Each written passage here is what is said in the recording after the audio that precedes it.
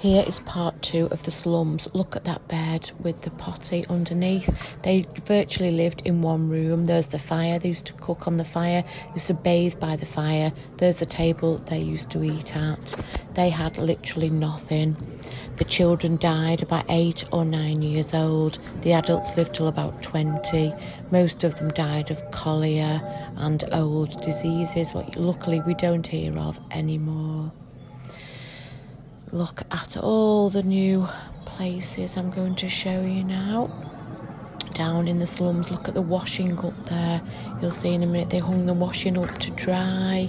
They hand washed everything, mostly in cold water, or they could heat the water by the fire. They'd come through and spend what little money they did have on soap, if they could afford it. Very little they could buy in a shop, because they live so poorly. I mean, this is the little walkway to their house.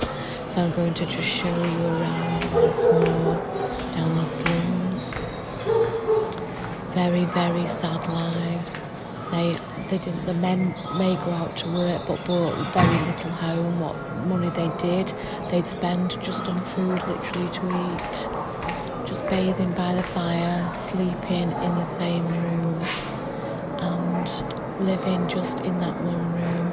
They had like a pull thing. If they wanted to get undressed, they'd pull the end of the bed and just get dressed behind it. Literally just stay in that room and do everything there. Such a sad life, and very, very hard.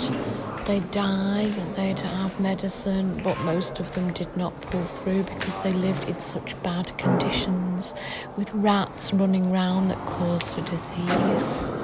So here now we've come out into the daylight, just looking around the shops.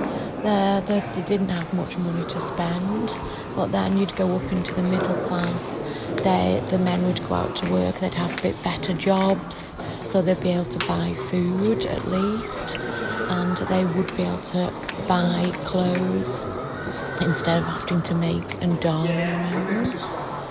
They would be able to afford to go out drinking. The men only went out drinking. The mothers would stay behind and look after the children, cook and clean.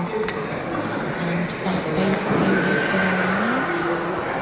Walking the streets, shopping, doing whatever they could with whatever money they had to live off.